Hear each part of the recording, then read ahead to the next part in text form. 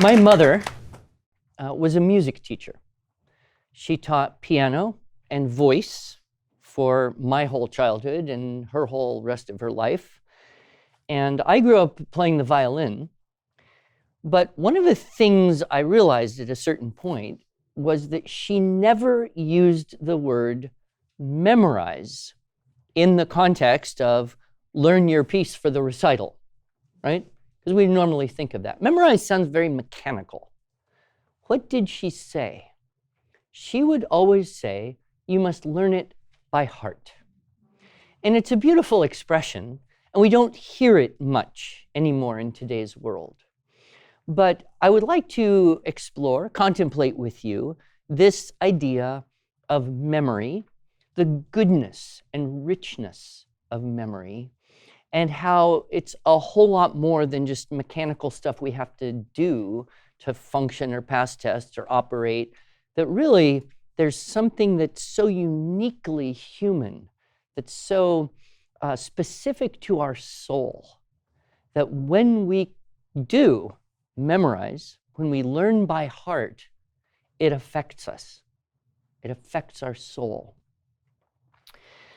Some of you are familiar with the 5 canons of rhetoric, and to briefly reiterate those, we have invention, which is figuring out what to say, arrangement, which is figuring out what order to say things in, elocution, which is determining what words and phrases and sentences, how do we use words artistically, and then memory would be the 4th, because in the old days, before printing machines and the internet, to promulgate an idea, you wouldn't be able to print 1,000 copies. You'd have to memorize something, commit it to memory, and then go out and give speeches all over the place, and that's how you would promulgate ideas. So there were techniques of how to memorize more efficiently, how to commit to memory, how to learn by heart. And we're going to get into that a little bit. And then the 5th canon was delivery, which would be public speaking. Although today, that's more elements of design, right? How you make your web page look like something that someone's going to look at for more than 2 seconds. So the disciplines of rhetoric have changed a bit over time, but the fundamental pillars, the canons, are the same.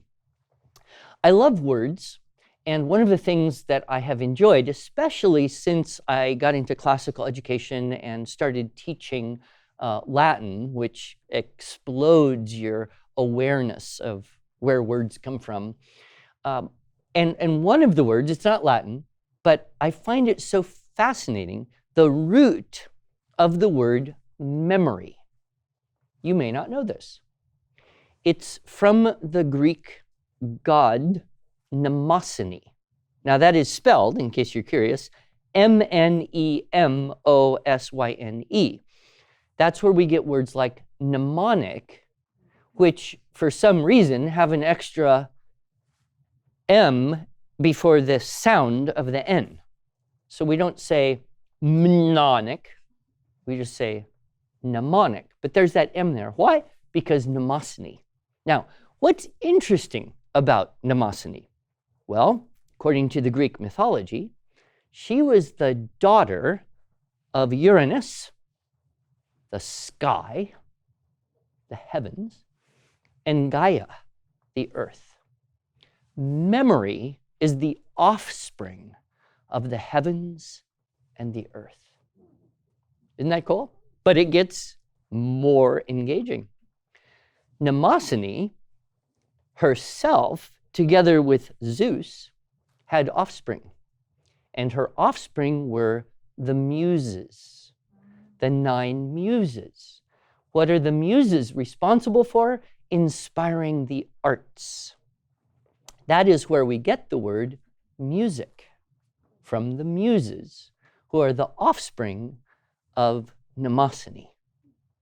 And this is significant because when we're thinking about learning art, teaching art, practicing art, we can see that the relationship between inspiration, artistic inspiration, and memory are deep organic, fundamentally connected.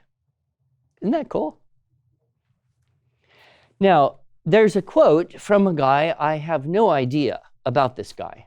It is sometimes misassigned to St. Basil the Great, but it is not. According to my research, this quote came from some guy named Giambattista Basile, who lived from 1566 to 1632.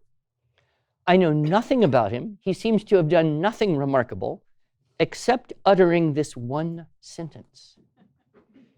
But you know, if I could utter one sentence that people were still quoting 500 years from now, that'd be something, wasn't it? But he said this: memory is the cabinet of the imagination, the treasury of reason, the registry of conscience, and the council chamber of thought. Isn't that beautiful? Notice, it's all about containers, right? I'll say it again. Memory is the cabinet of imagination, the treasury of reason, the registry of conscience, and the council chamber of thought. The extrapolation of that for me would be, if you do not have a cabinet for memory, you will be weak in imagination. If you do not have a treasury for reason, you will be weak in logical thinking. If you do not have a registry of conscience, you will be weak morally. And if you do not have a council chamber, you will not be able to think well. And so the cultivation of memory becomes, I think, extraordinarily important to us, not as teachers, not as students, not as, people involved in education. It's extraordinarily important for us as human beings. It is a distinctly human faculty, and in such, it should be cultivated well. So I'd like to touch on a few aspects. Obviously, huge books, multiple huge books have been written on the subject of memory, but I would like to touch briefly on the biology, the powers that you have as you cultivate memory, the joys of memory, methods of cultivating memory, and virtues, as well as the viability of memory. There is a fable that is recorded in one of the Socratic dialogues by Plato. And I think I've got the quote almost exact here, but the backstory is the great god Thoth, or Thoth, however you want to say it, gave to the king of Egypt and the Egyptian people in ancient times gifts. And one of the gifts that Thoth gave to the Egyptians was writing. And the king of Egypt said to the great god Thoth, "Well, great god Thoth, we accept your gift of writing, but, and this is the quote from Plato, this discovery of yours will create forgetfulness in the learners' souls, because they will not use their memories, they will trust to the external written characters and not remember of themselves." This, of course, is a commentary on how technology can erode memory. We now live in a world where we would look at writing as prehistoric technology. How could that interfere with memory? But we can look at our phones and realize we don't really have to know anything anymore, right? We don't have to know anybody's phone number. We don't have to know when the war started or ended. We don't have to know who was the 22nd president, if we even cared, because we can just ask Siri. So we live in a world where everything is attacking degrading, devaluing memory. But let's take a look at the biology of memory. Some things are pretty obvious, such as the stimulation of neurons creates connections between neurons, and that is how memory is stored from a purely mechanical point of view. And this starts happening at a very, very, very young age, right? So a baby comes out of the chute, and mom wants to check and be sure the baby is okay. And so the mom might give the baby a little pinch, right? And that little pinch sends an electrical current stimulation from the nerve ending all the way up into the brain, where you have some neurons sitting around waiting to store the information, what it feels like to be pinched. And then the baby feels the pinch and says, eh. But this is not quite the right reaction. So a little bit later, just to check, pinch. Now the neural network that did it before does it again. And the electrical current goes up in that same part of the brain where you have a bunch of neurons waiting around to store the information, what it feels like to be pinched. The baby feels the pinch and says, eh. This is not quite the right reaction. So one more time, pinch. The neurons that did it before do it again. The baby feels the pinch. Ah! And then mom's like, she's fine. That's normal. And then what's interesting is the baby probably now, after a few times of feeling a pinch, will store the information, what it feels like to be pinched. And if someone comes to pinch the baby may cry before the pinch because of the memory. Now, that's very simplistic, but that's essentially how we learn and know everything that we know, from what our mother's face looks like to how to do a layup or how to conjugate a Latin verb, right? Everything that we would know or learn, we know or learn because we have neurons connecting with other neurons, storing the information.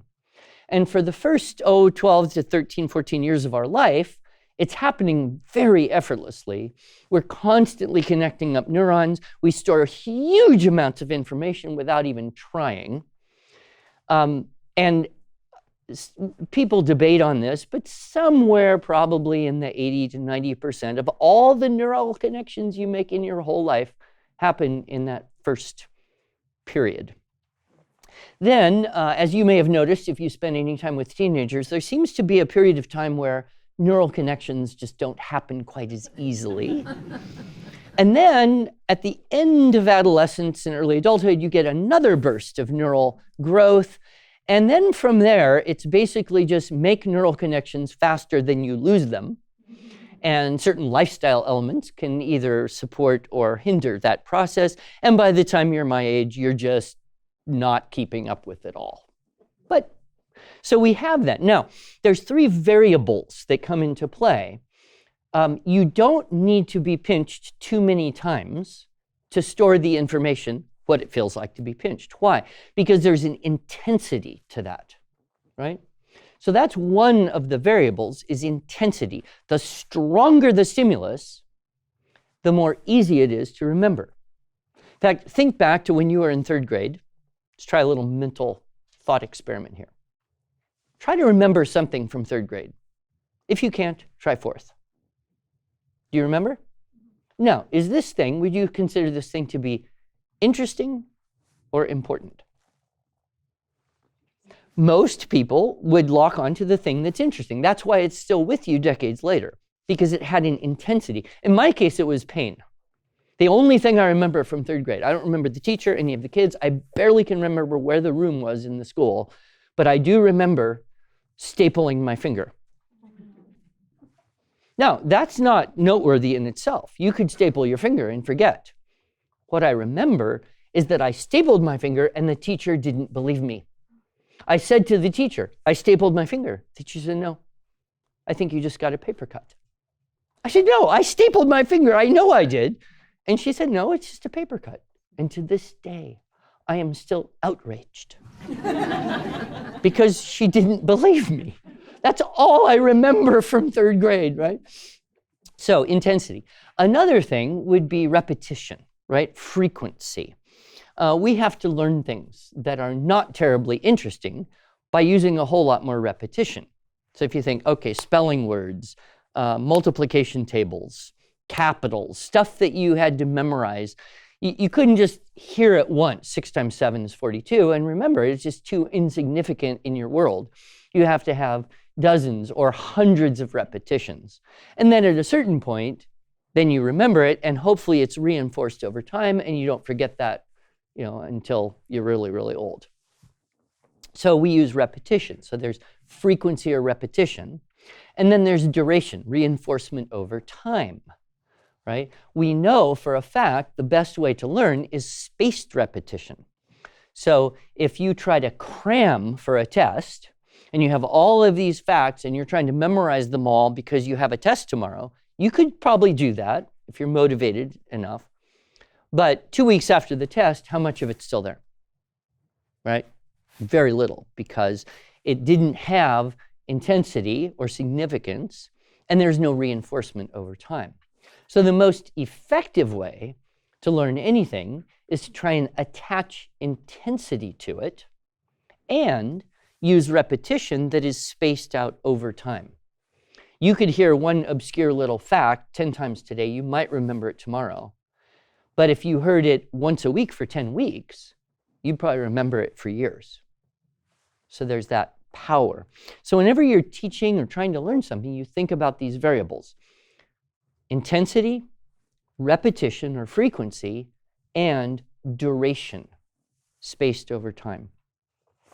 However, and this we've known for a long time, and a lot of people talk about this, and in my talk, Spelling in the Brain, maybe some of you have heard that, I unpack that a little bit more as pertains to the teaching and learning of spelling, which is a pretty low intensity thing for most people. So you for the most part, need higher repetition and spaced reinforcement. But evidently, we are now learning that we store memory outside just our neural network. So, people estimate we have maybe about 100 billion neurons that make tangible connections. But in between all the neurons, we have glial cells. And the glia, and there's about 1 billion of those. We're not quite sure what they do. They keep the neurons in place, I guess. But there's some evidence to show that not just the glial cells, but all of the cells of our body store memory information. Now, you have probably heard the term muscle memory, which is really a misnomer. Your muscles don't necessarily remember. Your brain remembers, but you don't have to consciously make your fingers or body do that thing because you've done it so many times with so much repetition. But there does seem to be evidence that might promote the fact that your muscles do store, because your muscles are kind of like an organ, and we know that organs store memory information. Now, this is going to be weird, a little bit Twilight Zone-ish here. There's a book called A Change of Heart, and there's about 50 books by this name.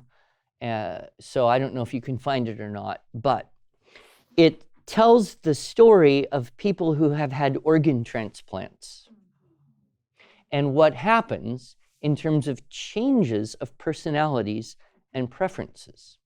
So I'm going to share with you 3 examples that I read. I'm assuming that it was true. How can we know anything? But here's the first example. This woman, Sylvia, received a heart transplant. And after she had the heart transplant, she had a particular craving for beer, chicken nuggets, and green peppers, which she had not previously experienced in her life. Well, they contacted the family of the heart donor, a man named Tim, and the family confirmed, yes, indeed, his favorite foods were beer, chicken nuggets, and peppers. That's weird. It gets weirder. Another story. a 47-year-old white male factory worker who had no background in classical music received the heart of a 17-year-old boy who died in a car accident. And he suddenly developed a strong interest in classical music. This 17-year-old black boy was a violinist of high quality, of high skill, and he died holding his violin. Okay, are you ready for the really spooky one? An 8-year-old girl received the heart of a 10-year-old girl who was murdered. After the transplant, this child had vivid, horrible nightmares of being stabbed. The psychologist examining her said, well, this doesn't actually seem like a dream. It seems like memories. The police interrogated, or I don't know, interrogate, but the police talked to her about these dreams, and as a result, they were able to find and arrest the murderer. Okay, that's all pretty weird. But, you know, we're not separate body, mind, and soul. We're completely integrated, right? And so when we tend to compartmentalize and say, oh, memory exists here, soul is intangible, body is just a body, well, we're not really understanding the nature of how we're integrated in this way. And so there are other stories that are less dramatic of preferences changing, behaviors changing as the result of other organ transplants. And if you want to, you could go research this. There seem to be plenty of very different examples throughout a long period of time. It does, however, indicate that if you're going to get a heart transplant, you might want to know something about... Of course, that'd be tough.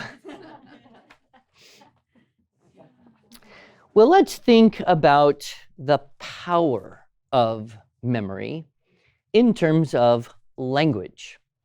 So we realize that memory is at the core of all of our language function. If we didn't remember anything, we would not be able to say or understand anything.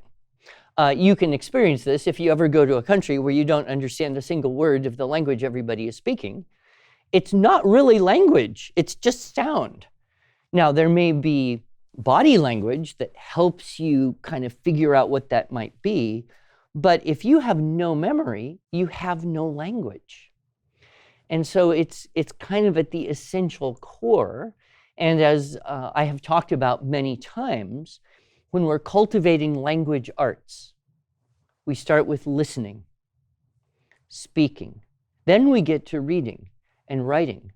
And I have a talk called Cultivating Language Arts, Preschool through High School, and I draw the connections there between auditory acquisition and memory, and then reading comprehension. If you've never heard a word, you can't really know what it means. Even if you could sound it out, if you don't know what it means, you can't read it. So our ability to use language is so very, very dependent on our memory, and our language is what enables us to use logic, formal thought. This is one way in which humans are different than every other created animal on Earth, is that we have this capacity for language use that has enabled rational thought, logic, all of science, everything that we know and do. And so when we realize then the more, and I've said this before, the more words you know, the bigger your vocabulary, the more thoughts you can think. You can't really think a thought, at least not in a communicable way, if you don't have the words to think it in, which is why I believe our work in teaching language to children is so vital, Because as we teach vocabulary and as we teach the use of language, we're empowering a higher level of rational thinking. And so we know kind of clearly how the acquisition of language and memory are so very important. I think the best example, and I could go into many, many examples, but the one I love the most is Frederick Douglass. Are you familiar? One of the great, great men. What's so interesting to me about Frederick Douglass is that he had this horrible education, right? I mean, he was born into slavery. He was separated from his parents at a young age. He grew up in kind of a very harsh and brutal situation, forced to work, no school, no education. At that time and place, it was illegal to teach an enslaved person to read, right? So for the first 12 years of his life, you would think, well, he had just about the worst education that you could possibly imagine, short of being chained in a dark closet or something, right? And yet he became, I would argue, one of the greatest, if not the greatest orator that this country has ever produced. I mean, you could maybe look at some people before him and say, well, they were pretty good, Patrick Henry and whatnot. But since then, and I mean, particularly among world leaders today, you don't see anyone who uses language even close to the skill and the power that Frederick Douglass could use language. In fact, if you haven't, I strongly encourage you to search and read some of his speeches.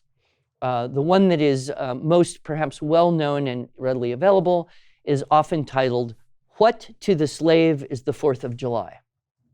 This is an incredible speech. If you read this, it will blow your mind, especially if you think of the fact that he never went to school and was totally illiterate for the first 12 years, the most important developmental period of his life. And yet he became this master. How did this happen? That's the interesting question.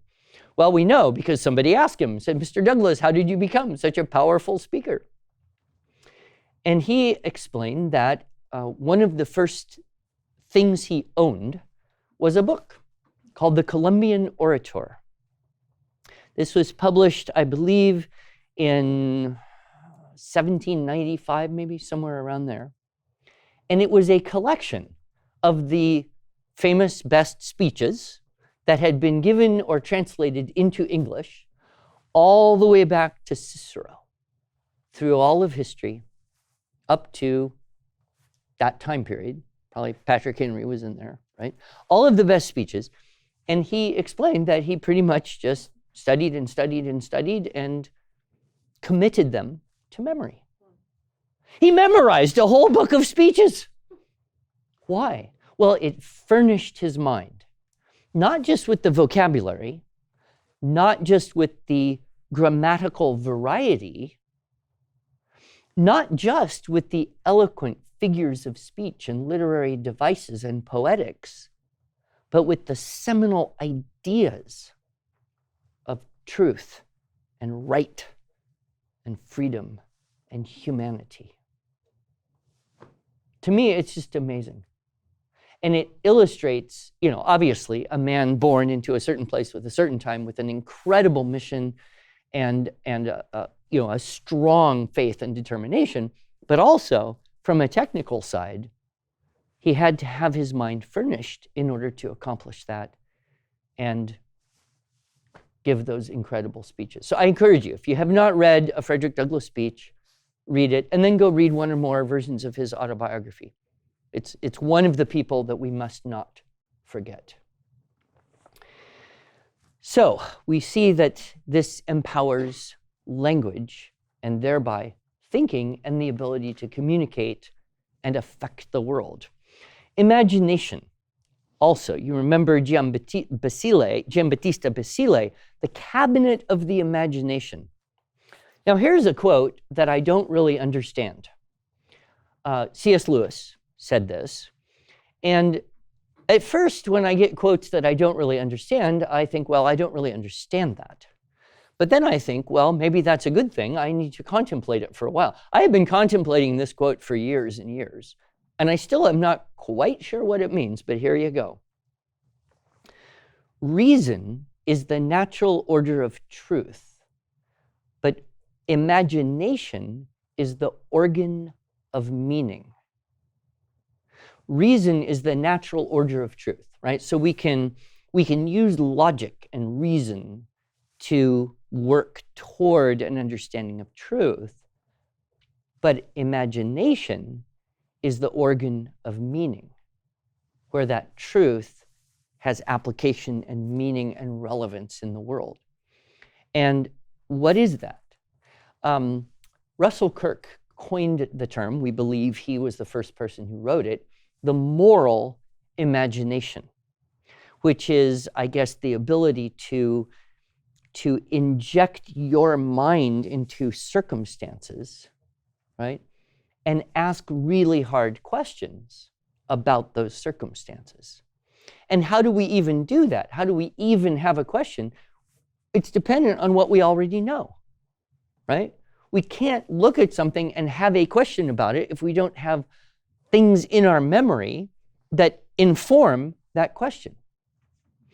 And unfortunately, we kind of see this happen in the world, and it rises and falls through history. We're kind of hitting a low point now, I think. When people know less and less, it's harder for them to think about the way things are, right? And you can almost see that as knowledge increased, civilization and art and technology and beauty and goodness. And then you see periods and places where that declined, literacy declined, general knowledge declined, articulating ideas declined, and then you saw more hardship, more difficulty, more suffering. So, Lewis pointed this out. I'm still thinking about it, but knowing stuff is good, isn't it? I mean, there's a joy to knowing stuff. This, you can see this if you ever watch TV game shows, like Jeopardy. In fact, one of my favorite movies of all time is Groundhog Day. Do you love that movie? That is Rich. And he watches the same TV show every day, so he knows all the answers, right? Everybody's so amazed. But there's something about it. You watch a TV game show, and there's this question, and you think, I know that. It's like you explode with excitement. You're not even in the game. You're not in the TV. You're not going to win any prize. But there's that joy of knowing stuff. And that is intrinsic to us. When we hear something and we recognize it, or we hear a question and we know the answer, our mind leaps to that. And in the leaping, we experience the joy, kind of like a little kid who gets joy from jumping from the coffee table to the couch. I have not done this recently, but I have watched grandchildren do it. And for some reason, it brings them great joy. But our mind does that too, doesn't it? So we delight in recognition. We also delight in the skill of something. You know, and I've talked about this in the context of motivation. I've got lots of stuff. I've done podcast talks on motivation. But one of the laws of motivation is that we like to do what we can do. If you can play basketball decently well, you like it. If you cook decently well, you like it. If you can't play basketball, you don't like it, right? If you can't knit, which would be my situation, I don't have any desire at all to try and learn. I'm old. Now, a young person might want to try and learn because they see the goal, but I am pretty happy to just do the stuff I'm good at. That's the peril of age, you young people. That's why they say be a lifelong learner, never stop, right? Keep learning something new, keeps you young. It's true. It's true. But we have this delight in the skill that comes through the knowing of how to do something. And when we do something again and again and again and again that we don't have to think about it, well, then we really start to delight in it because we can observe what we're doing. There is an expression in Japanese, a proverb or a saying, that translates as this: 10,000 times, then begins understanding. 10,000 times, and then begins understanding. We don't have anything like that in English. Like Western, nobody says that. What do we say? Well, third time's a charm. Try again, but if you don't get it by the third time, you might as well give up. Right? I mean, we don't have that sense. But you look at the Asian arts, things that require this tremendous amount of repetition. And I've experienced this in music or in martial arts or things I've done, where you just do something so many times that you don't have to think about how to do it, and you reach this higher level of awareness and joy about being able to see what you're doing in a completely new way. So there's that. There's also the joy of sharing stuff, right? So we had our little gathering last night. We were at dinner. For all of you people out there, you weren't there, but we were. And we had, what was it? A progressive dinner where you move table and you mix up people, and then there was little questions, right? And so, it's how do you start conversations and share and get to know each other a little better. It's very nice. But there's that moment where I know that book too. I've been to that place also. That when we share memories, there's just an intrinsic joy, a connection of souls in a way that is just uncommon in a lot of daily life, right? So there's this joy in sharing and giving that is only possible with memory. And the more stuff you know, the more you can share with more people. I had a friend once who did a conference talk called "Knowing Stuff is Good." Why would you even need to give a talk like that? Well, go back to Thoth and writing and technology and this belief that, no, we don't really have to know stuff because we can just ask our computers. What are we losing? How to cultivate memory. That's always a big one, especially as you get a little bit older, right?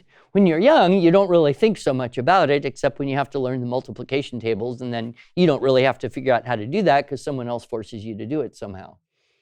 But as you get older, you start thinking, wow, how would I improve my memory? Like, I'd like to remember that. How to do it. There is a quote that is almost identical that you can find in Thomas Aquinas, and you can find it in Cicero. I'm guessing that Aquinas got it from Cicero rather than the opposite. Or maybe they both thought of it the same way in the same time. But it goes basically like this. Memory not only arises from nature, but it is also aided by art and diligence. Okay, so we have a natural faculty, right? But we aid our natural faculty through art and diligence. Well, this is true. Everybody sings. Every human being sings. Some people sing better than others. Why? Art and diligence. Everybody uses their body, right? Some people use their body more skillfully than others to dance or to do sports. How? Art and diligence. Same thing with memory. And one of the things that we know, it's kind of a weird phenomenon, but it's true. If you go to, say, a specific area, such as learning music, right? Memorizing music, or memorizing scripture, right? We'll use those two examples because those are common to many people. The more you have memorized, the easier it is to memorize more, right? So when you're a kid and you're learning to play a musical instrument and you memorize that first piece, that's taking a lot of effort. And then you learn the next piece, and that takes a lot of effort. And then the third piece, maybe isn't quite as hard.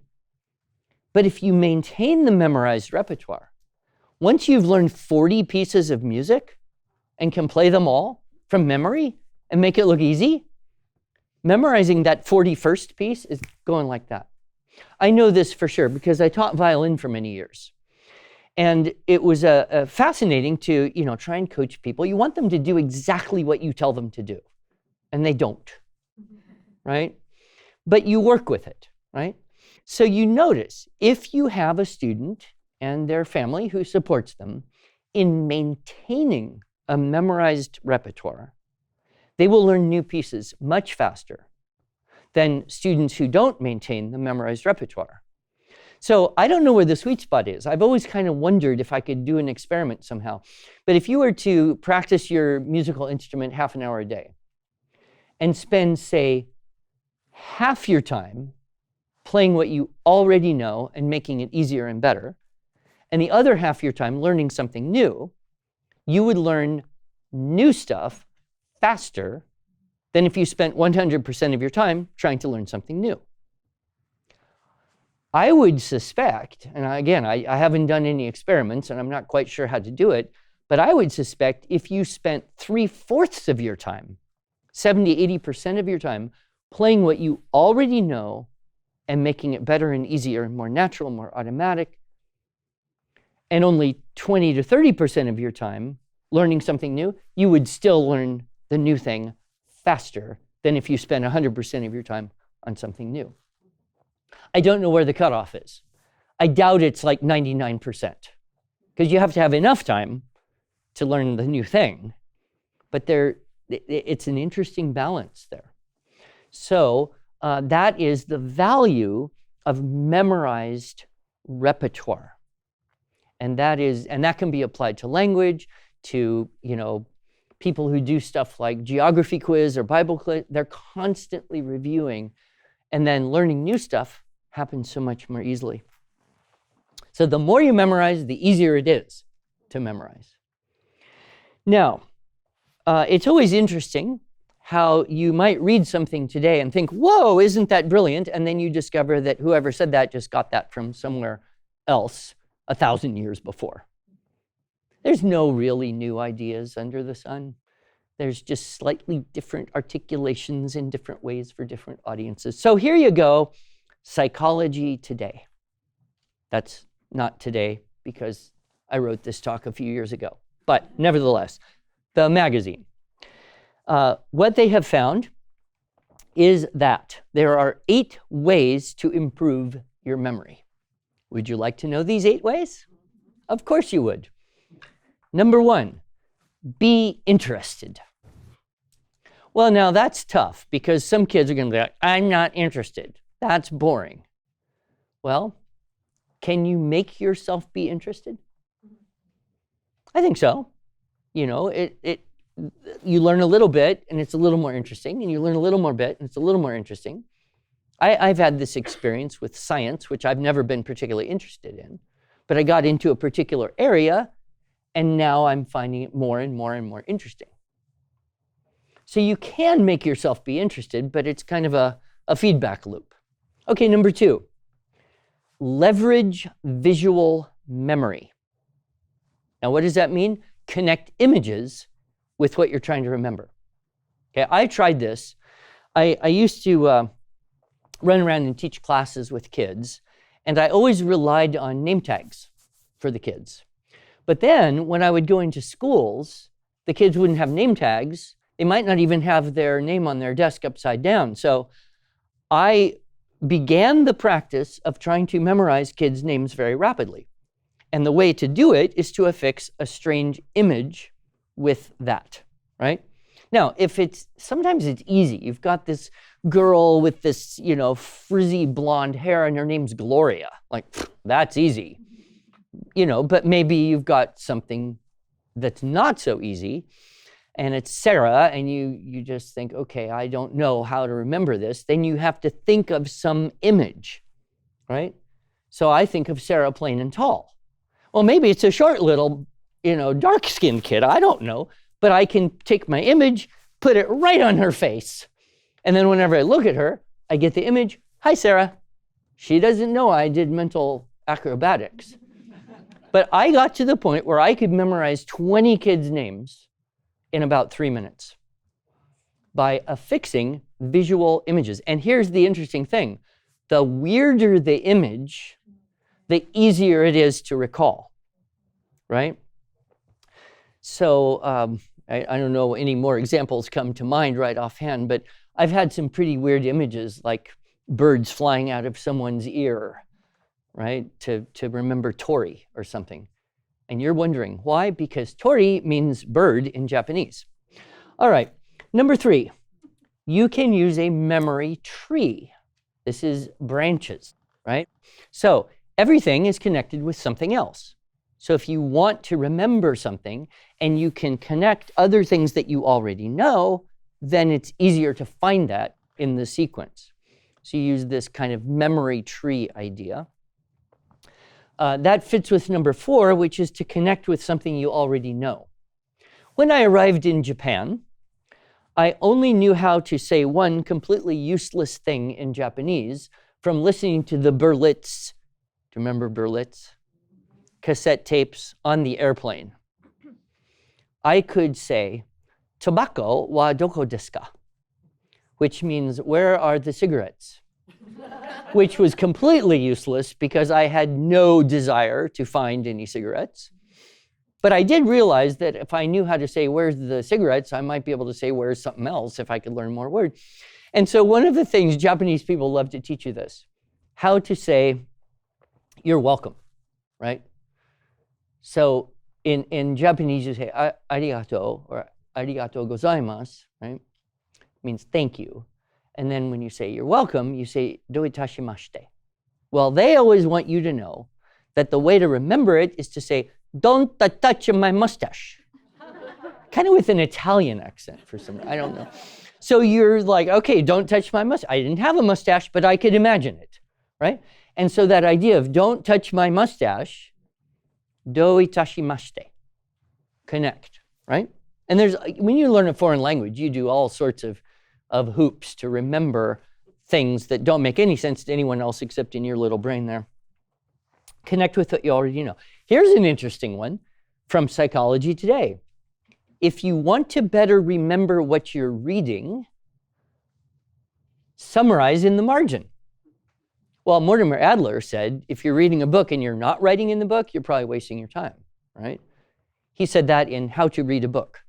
If you have not read Mortimer Adler's book on how to read a book, you should, because it's weird. As soon as you start reading it, it changes the way you're reading it, and then you wonder, did he know this was going to happen? So you mark in your books. This is why it's very handy, I think, to get books that kids can write in when they're young so they get the habit. All right, number 6. This kind of goes against the modern education grain, but Psychology Today, write out things to be memorized. So if you want to memorize something and you write it 10 times, guess what? You will remember it a lot more easily than if you use that same amount of time to just recite it or test yourself or whatever. So writing it out helps to remember stuff. Helps you to remember things. Also, Psychology Today points out that for most people, afternoon study is best. Not everybody. There are those morning people. But for most people, the memory will be most efficient in the afternoon. I do not know why, but I do know some people who are clearly not good in the morning. So, and of course, this other thing we know is that adequate sleep solidifies the memory. And all sorts of research I came up with one time, just to summarize for you, that if you're trying to learn something like just a sequence of finger taps, something really mundane, and then you take a nap right after you've practiced, then your memory will be better than if you go do something else and not take a nap.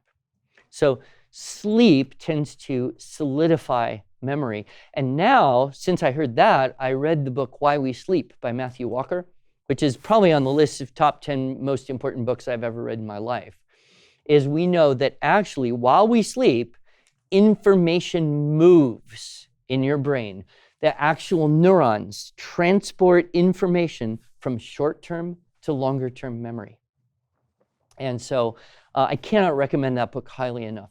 Also, if you have a desire to understand teenagers a little better, this book, Why We Sleep by Matthew Walker, will help you understand not only yourself and your spouse, but teenagers and the whole world. It's one of those books that just helps you understand everything better. All right, so those are the 8 things. Now, these are reflecting, not oddly, Thomas Aquinas, who said he was more of a simple guy, like 4 things. So, 4 things to improve your memory. Number 1, take some suitable yet unwanted illustration of it. Okay? Leverage visual memory with super weird things. All right, number 2, put in order to more easily pass from one to another. Right? So you have a sequence of things, and when you know this one, you know what comes next, then you know what comes next. You don't know the thing down there, but you will when you get to the thing right before it. Right? Number 3, be anxious and earnest. Well, that's back to psychology today. Number 1, be interested.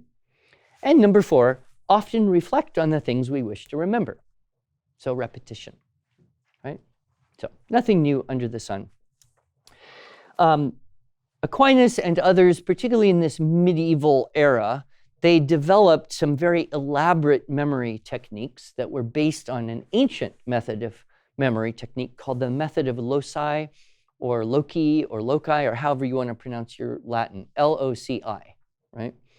And that is to have kind of a map of things in your mind and then place these images on a map, and then you can walk around and pick them up and remember stuff. So this got more well known as the medieval memory palace idea. Has anyone heard of that? And so there are several books that teach people how to do this. In fact, Dave Asprey with The Human Upgrade just had a big long blog post on this medieval memory palace and how you can take a building that you know well, or a place, or a park, or wherever. Childhood home often works best because it's deep in your memory. And then if you want to memorize anything, grocery list, just drop the things in the house, in the building, in the park, whatever. And then when you go to the store, just go into your visual memory and go pick up that stuff, and you'll remember almost everything. All right, let us think a little bit about the virtue of cultivating memory. Well, the first thing is, if you look at most religious traditions and you go back far enough, there is this idea of the value of repentance. And you can extend that into what is sometimes called an examination of conscience, right? Where you would then take time to recall what you've done and consider whether those were good things or maybe not so good things. And if you recall things that you have done that are not so good, you're more able to repent of them than if you live a more comfortable, modern life and just forget everything you do every day, and then you don't have to worry about repenting because you don't remember. But there's that connection with reflection and memory and repentance. And so some religious traditions, people do this very intentionally, and they will take time and go over their life so that they can then confess those sins in a formal, detailed way, with the idea the more you're able to confess, the more you're able to be forgiven, and so the better off your soul is for all eternity. You may or may not buy that idea, but it is historically a solid part of not just Christian faith, but other faiths as well. You think about the Old Testament. I didn't personally count, but I have found that someone did. In the Old Testament, there are 132 uses of the word remember in the imperative form, meaning a command. Remember, remember, remember, because when you don't remember, what happens? Well, in the Old Testament, most of the time when they did not remember, they suffered loss, disaster, misery, suffering, right? So there's this ability to remember that helps us inform our current decisions and future life. And then we run around saying, well, if you don't remember your mistakes, you can't learn from them, right? And that's, for some reason, really important to people. You got to learn from your mistakes. Only, I don't think anybody believes this anymore. Of course, the great quote was, what was it? If you don't know history, right, then you will repeat the mistakes of history. But if you do know history, then you will watch everybody else repeat the mistakes because they didn't know history. You think about faithfulness, and probably the paragon in literature would be Penelope from the Odyssey, right? So Odysseus is off. He's fighting for years and years. He's lost for years and years. He's gone pretty much her whole life. But she remains faithful to him against all of these suitors who are trying to convince her, he's dead, he's never coming back, you have to pick one of us because one of us is gonna marry you and become the new king of Ithaca. And she's like using every possible method she can to put them off year after year after year. They're camping out in her house, eating all her food. Meanwhile, her son Telemachus is wondering, what do I do about this? How do I help my mom? And is my dad really coming back? Fascinating story. But what do we associate with that? Virtue, fidelity, loyalty, faithfulness, right? Penelope is the literary paragon of faithfulness. Why? Because she remembered. And she never forgot, and she held to the memory of her husband. We, of course, also understand that we cultivate our faculties of wisdom and discernment and diligence because we are empowered by memory. So when we have a hard thing to do and we don't want to do it, how do we make ourselves do it? Well, we have to remember when we did something hard or when someone else did something hard. To bear on that, we need the example to imitate. We need the experience from our own life to bring forward to challenge and conquer the new hard thing. So the more we know and remember about everything, the more able we are to navigate the difficult circumstances, both on a personal, on a family, and on a social level. So it is a distinctly human faculty, and as such, it is an error. Some people might even say a sin not to cultivate that human faculty to the highest degree we're able. But we also know that memory is imperfect. It's very viable, the viability of memory. It's irritating, isn't it? Because you're not quite sure if the way you remembered something is how it actually happened. And you probably have had an experience as an adult getting together with one of your siblings and talking about something that happened in your childhood, realizing you were both there, the same thing happened, but you remember it very differently. And I don't know how we reconcile this. I don't even know how we trust our memory, because I'm kind of at the point where I'm not really sure that anything that I remember happening to me actually happened exactly the way it happened. But that's part of the human condition as well. So I guess we can conclude by quoting Mark Twain, who said, "Now I am grown old, and my memory is not as active as it used to be. When I was younger, I could remember anything, whether it had happened or not.